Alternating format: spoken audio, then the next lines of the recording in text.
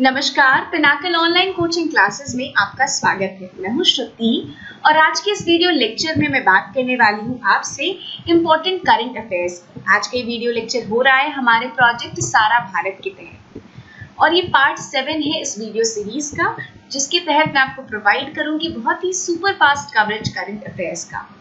आज का ये वीडियो लेक्चर हिंदी माध्यम में, but if you are an English medium student, I have made a separate video of the same part in English as well, so you can refer to that video. लेकिन इस video को continue हम लोग हिंदी में ही करेंगे, तो आइए बिना समय बर्बाद किए हम लोग शुरुआत करते हैं। हमारा सबसे पहला प्रश्न है कि दिल्ली के नए लेफ्टिनेंट गवर्नर के तौर पर किसे नियुक्त किया गया है? तो किसे नियुक्त किया गया है? अनिल बैजल को। हमारा अगला सवाल है, नेपाल और चीन 10 फरवरी 2017 को अपना पहला संयुक्त सैन्य अभ्यास आयोजित करने जा रहे हैं, जो अंतरराष्ट्रीय आतंकवादी समूहों से जुड़े बंधे परिदृश्यों से निपटने में नेपाली सेनाओं को प्रशिक्षण देने पर केंद्रित होंगे।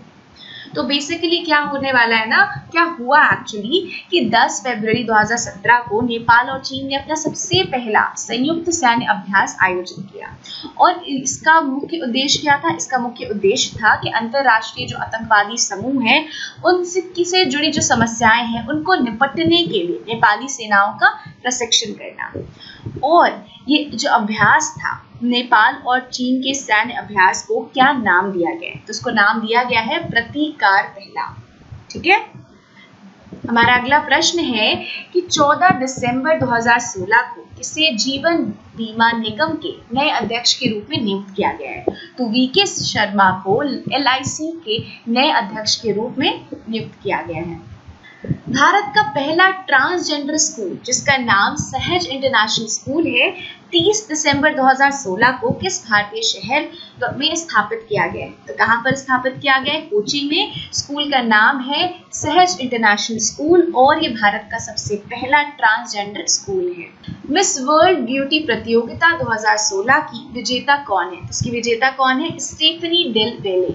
DRDO ने सफलतापूर्वक डैश स्मार्ट एंटी एयरफील्ड हथियार 100 का प्रशिक्षण किया। कहां पर प्रशिक्षण किया इसका? तो उड़ीसा में जो चांदीपुर जगह है वहां पर इसका सफलतापूर्वक प्रशिक्षण किया गया। सरकार ने 17 दिसंबर को पाकिस्तान के साथ सिंधु जल संधि के सभी रणनीतिक पहलुओं पर विचार करने के लिए एक अंतर मंत्री स्तरीय कार्यान्वयन समिति का गठन किया। हमें ये बताना है कि इस समिति के प्रमुख कौन होंगे।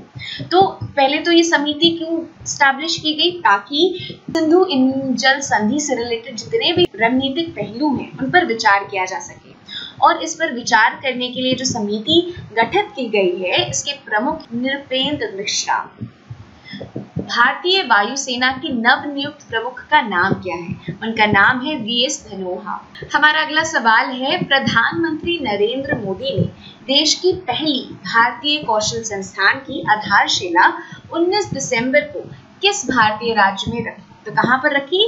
तो उत्तर प्रदेश में। और उत्तर प्रदेश में भी कहां? तो कानपुर में सबसे पहला, भारत का सबसे पहला भारतीय कौशल संस्थान जो है उसकी आधारशिला वहां पर रखी गई है। हिंदी उपन्यास परिजात के लिए 2016 का साहित्य अकादमी पुरस्कार किसने जीता है? तो परिजात एक हिंदी की उपन्यास है और इसकी लेखिका का नाम है नशीरा शर्मा और इन्हें इसके लिए 2016 का साहित्य अकादमी पुरस्कार जो है उनसे इनको नवाजा गया है। किस राज्य ने 25 दिसंबर को भारत की पहली जैव डीजल बस की शुरुआत की? तो किसने इसकी शुरुआत की? तो कर्नाटक ने। राष्ट्रपति प्रणब मुखर्जी ने शत्रु संपत्ति अधिनियम में संशोधन करने के लिए 5वीं सहमति प्रदान की है। यह किस अधिनियम में संशोधन करना है? तो ये जो संशोधन करने की अनुमति मिल गई है, तो इस संशोधन से किस अधिनियम में संशोधन होगा? तो ये होगा शत्रु संपत्ति अधिनियम 1968, इसमें आपका संशोधन होगा। भारत सरकार ने प्रधानमंत्री उज्ज्वला योजना के अंतर्गत वर्ष 2016 से 17 के लिए 8 महीनों के कम समय में BPL परिवारों के लिए 10 करोड़ LPG कनेक्शन वितरित करने का लक्ष्य हासिल किया है। मतलब कितना लक्ष्य इन्होंने रखा और कितने लक्ष्य को हासिल किया? तो इन्होंने 8 महीनों में 1.5 करोड़ BPL परिवारों तक LPG कनेक्शन को पहुंचाया। किस योजना के तहत? तो प्रधानमंत्री उज्ज्वला योजना के तहत। अब भारत के किस राज्य को 2016 में देश का पहला जैविक राज्य घोषित किया गया है? तो सिक्किम जो है वो भारत का पहला ऐसा राज्य बन गया है जिसे कि जैविक राज्य की उपाधि मिली है। आंध्र प्रदेश में किस गांव ने पहला 100% यानी 100% स्मार्ट डिजिटल गांव का खिताब हासिल किया है? तो आंध्र प्रदेश के गांव है जिसका नाम है मोरी, उसे 100% स्मार्ट डिजिटल गांव होने का खिताब हासिल हुआ है। हमारा अगला प्रश्न है कि 4 दिसंबर 2016 को राज्य में पर्यावरण पर्यटन को बढ़ावा देने के लिए किस राज्य ने अंतर्राष्ट्रीय पक्षी महोत्सव का शुभारंभ किया और इसे एक अंतर्राष्ट्रीय पक्षी प्रदर्शित करने वाला गंतव्य घोषित किया? तो ऐसा करने वाला जो राज्य है उसका नाम है उत्तर प्रदेश। उत्तर प्रदेश राज्य ने क्या किया? तो अंतर्राष्ट्रीय पक्षी महोत्सव का शुभारंभ किया और ऐसा करने के पीछे उद्देश्य था पर्यावरण पर्यटन को बढ़ावा देना और उत्तर प्रदेश को एक अंतर्राष्ट्रीय पक्षी प्रदर्शित करने वाले गंतव्य के रूप में उसकी पहचान बनाना। विश्व आर्थिक मंच की वैश्विक सक्रियता रिपोर्ट में 136 अर्थव्यवस्थाओं में भारत का कौन सा स्थान है? तो भारत का स्थान है 102वां। जोस मारिया कार्डोवा अंतर्राष्ट्रीय हवाई अड्डे कहाँ स्थित है? तो ये स्थित है कोलंबिया में। केंद्र सरकार ने 5 राज्यों के मुख्यमंत्रियों की एक समिति का गठन किया है जो 500 और 1000 मूल्यों की नोटों से उत्पन्न होने वाली स्थिति से निपटने के लिए इसका गठन किया गया है। हमें ये बताना है कि इस समिति का प्रमुख कौन है। तो बेसिकली क्या किया है केंद्र सरकार ने? तो एक कमेटी बनाई है और इस कमेटी में 5 राज्यों के मुख्यमंत्री को शामिल किया है। इस कमेटी का उद्देश्य होगा कि 500 और 1000 मूल्य की नोटों से जो भी आपकी परेशानी उत्पन्न हुई है उससे कैसे निपटा जाए, इससे लेकर के सुझाव देना। तो इस समिति का प्रमुख कौन है? तो समिति के प्रमुख है एन चंद्रबाबू नायडू। भारतीय सेना के सैन्य संचालन के नए महानिदेशक के रूप में किसे नियुक्त किया गया है? तो किसे नियुक्त किया गया है? तो ए.के. भट्ट को नियुक्त किया गया है। हमारा अगला प्रश्न है, संयुक्त राष्ट्र संघ अंतर्राष्ट्रीय व्यापार कानून ने 28 नवंबर 2016 को नई दिल्ली में अपनी स्वर्ण जयंती मनाई। हमें ये बताना है कि ये यूएन सेंट्रल का मुख्यालय कहाँ है? तो इसका मुख्यालय है वियना में। 27 नवंबर 2016 को आयोजित 53वें अबू धाबी ग्रैंड प्रिक्स के विजेता कौन है? इसके विजेता का नाम है लुइस हैमिल्टन। केंद्रीय कृषि एवं किसान कल्याण मंत्री श्री राधा मोहन सिंह ने गोजाति जन प्लाज्म की उपलब्धता के संबंध में प्रजनकों और किसानों को जोड़ने के लिए कौन से पोर्टल की शुरुआत की है? तो उन्होंने जिस पोर्टल की शुरुआत की है उस पोर्टल का नाम है ई पशु हाट।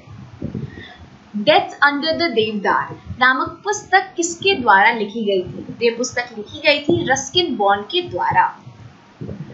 किस राज्य सरकार ने लोगों के कमजोर वर्ग को सस्ते मूल्य पर गुणवत्तापूर्ण भोजन प्रदान करने के लिए अन्नपूर्णा रसोई प्रोग्राम शुरू करने का फैसला किया है? तो किन्होंने शुरू किया है? किस राज्य सरकार ने? तो राजस्थान की राज्य सरकार ने अन्नपूर्णा रसोई प्रोग्राम की शुरुआत की है। नागरिक उड्डयन मंत्रालय ने 25 नवंबर 2016 को लोगों को परेशानी मुक्त और आरामदायक हवाई यात्रा का अनुभव प्रदान करने के लिए डैश नामक एक पोर्टल का शुभारंभ किया है। हमें ये बताना है कि इस पोर्टल का नाम क्या है। इस पोर्टल का नाम है एयर सेवा। क्यूबा के क्रांतिकारी नेता का नाम क्या है जिनका निधन 25 नवंबर 2016 को हुआ और जिन्होंने प्रधानमंत्री और क्यूबा के राष्ट्रपति दोनों के रूप में जो कि कार्य कर चुके हैं? उनका नाम है फिडेल कास्ट्रो। ये क्यूबा के राष्ट्रपति और क्यूबा के प्रधानमंत्री दोनों रह चुके हैं और इनका निधन 25 नवंबर 2016 को 90 वर्ष की आयु में हुई। ये क्यूबा के एक बहुत ही क्रांतिकारी नेता थे। 25 नवंबर 2016 को नई दिल्ली में केंद्र सरकार द्वारा बनाई गई सभी सरकारी नागरिक लेन देन के लिए डिजिटल भुगतान प्लेटफॉर्म विकसित करने के लिए गठित समिति का प्रमुख कौन है? तो केंद्र सरकार ने क्या किया है? तो एक कमेटी का निर्माण किया है, एक समिति गठित की है और इस समिति का लक्ष्य होगा कि जो सरकारी नागरिक लेन देन के लिए डिजिटल भुगतान प्लेटफॉर्म जो है उसको विकसित करना, और इसके हेड हैं अमिताभ कांत। 22 नवंबर 2016 को ई असेंबली प्रणाली को अपनाने के बाद किस विधानसभा को देश का पहला ई विधानसभा क्षेत्र बनाया गया है? तो किसे बनाया गया है? पालमपुर विधानसभा निर्वाचन क्षेत्र।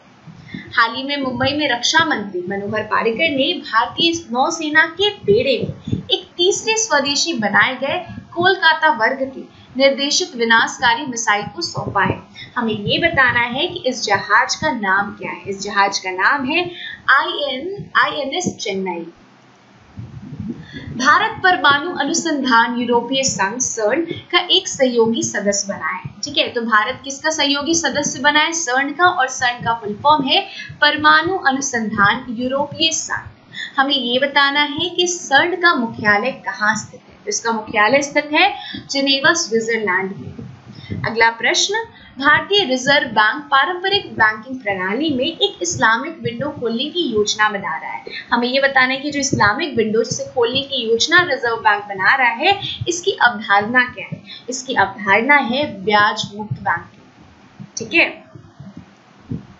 नासा द्वारा हाल ही में शुरू की गई अग्रिम पीढ़ी के लिए उन्नत मौसम उपग्रह का नाम क्या है? तो इस उन्नत मौसम उपग्रह का नाम है GOES-R। अब हमें ये बताना है कि किस देश ने दुनिया की सबसे लंबी सुरक्षित क्वांटम संचार लाइन की शुरुआत की है? तो किसने शुरुआत की है?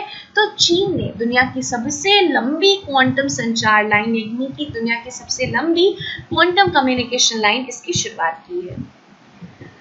विश्व बाल दिवस ये कब मनाया जाता है? तो विश्व बाल दिवस मनाया जाता है हर साल 20 नवंबर को। दलों के सम्मेलन COP के 22वें सत्र का आयोजन किस देश में हुआ है? तो इसका आयोजन हुआ है मोरक्को में। अब हमें बताना है कि नासा की महिला अंतरिक्ष यात्री जो हाल ही में अंतरिक्ष की यात्रा करने वाली सबसे ज्यादा उम्र की महिला बन गई है, उनका नाम क्या है? उनका नाम है पेगी विट्सन। अगला प्रश्न, अगले 2 वर्षों में बिहार के प्रत्येक घर में मुफ्त बिजली कनेक्शन मुहैया कराने के लिए एक योजना शुरू की गई है। उस योजना का नाम क्या है? उस योजना का नाम है हर घर बिजली लगातार। और इस योजना के तहत बिहार सरकार हर एक घर में 2 वर्षों तक मुफ्त बिजली कनेक्शन जो है उसे मुहैया कराने वाली है।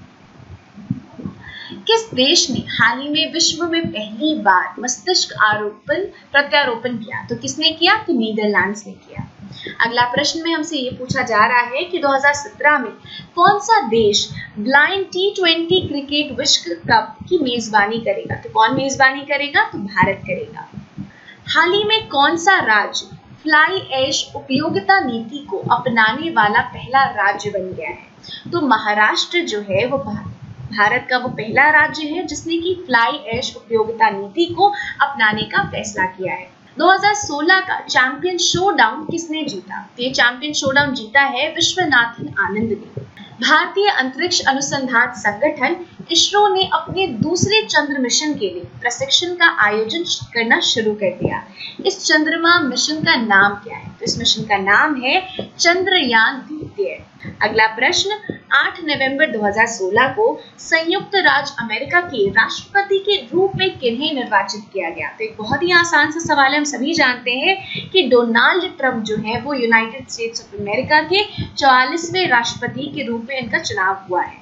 भारत ने बौद्धिक संपदा अधिकारों और व्यापार करने में आसानी के लिए किस देश के साथ समझौता ज्ञापन पर हस्ताक्षर किया? तो किसके साथ समझौता ज्ञापन का हस्ताक्षर किया? ब्रिटेन के साथ। अगला प्रश्न, भारतीय सेना द्वारा शुरू किए गए ऑपरेशन का नाम क्या है जो छात्रों को मुफ्त कोचिंग प्रदान करता है और उन्हें अतिरिक्त गतिविधियों में भी भाग लेने के लिए प्रोत्साहित करता है? तो कई जगहों में भारतीय सेना के द्वारा एक ऑपरेशन शुरू किया गया। इस ऑपरेशन के जरिए वो कुछ ऐसा एरिया आइडेंटिफाई करते हैं जहाँ के बच्चे बहुत ज्यादा पढ़ते लिखते नहीं है, तो उन बच्चों को पढ़ाई की तरफ उनका रुझान बढ़ाने के लिए वो उन्हें मुफ्त कोचिंग प्रदान करते हैं। इसके अलावा उन्हें अतिरिक्त गतिविधियों में भी भाग लेने के लिए प्रोत्साहित करते हैं। इस ऑपरेशन का नाम है स्कूल चलो। भारत और बांग्लादेश का संयुक्त सैन्य अभ्यास जो कि 5 से 18 नवंबर के मध्य का बांग्लादेश में हुआ, उस अभ्यास का नाम क्या था? तो उस अभ्यास का नाम था संप्रति 2016। ये किसके बीच में हुआ? तो भारत और बांग्लादेश के बीच में हुआ। ये एक संयुक्त सैन्य अभ्यास था। ठीक है, नासा द्वारा पृथ्वी की सतह से 70,000 किलोमीटर की दूरी पर जीपीएस सिग्नल स्थापित करके गिनीज वर्ल्ड रिकॉर्ड में स्थान पाने वाले मिशन का नाम क्या है? तो उस मिशन का नाम है मैग्नेटोस्फेरिक मल्टी स्केल मिशन। ये उस मिशन का नाम है। महात्मा गांधी के पोते का नाम क्या था, जो कि पूर्व नासा वैज्ञानिक थे और जिनका निधन 87 वर्ष की उम्र में हो गया? उनका नाम था कनु रामदास गांधी और ये महात्मा गांधी के पोते थे और पूर्व नासा के वैज्ञानिक थे। वस्तु एवं सेवा कर काउंसिल द्वारा जीएसटी टैक्स संरचना के लिए सबसे कम स्तर की क्या दर है? तो उसकी दर है 5%। स्वच्छ रेल मिशन के ब्रांड एम्बेसडर के रूप में किसको नियुक्त किया गया है? तो नियुक्त किया गया किसे? विंदेश्वर पाठक को स्वच्छ रेल मिशन के ब्रांड एम्बेसडर के रूप में इन्हें नियुक्त किया गया है। और हमारा आखिरी प्रश्न है, केंद्रीय सरकार द्वारा केंद्रीय क्षेत्र श्रेणी के शहरों में अकुशल कृषि श्रम के लिए न्यूनतम मजदूरी कितनी तय की गई है? तो कितनी तय की गई है? तो 350 रुपए प्रति दिन। तो ये हमारा पार्ट 7 का आखिरी क्वेश्चन था। मैं उम्मीद करती हूँ कि जितने भी क्वेश्चंस मैंने आपको बताए आप जरूर उन्हें याद कर लेंगे, क्योंकि हमने questions SSC CGL point of view से डाले हैं जो इम्पोर्टेंट है। मैं ये भी उम्मीद करती हूँ कि आप सभी अपनी एसएससी सीजीएल 2017 की तैयारी जोर शोर से कर रहे होंगे। वीडियो को अंत तक सुनने के लिए आपका बहुत बहुत शुक्रिया। धन्यवाद।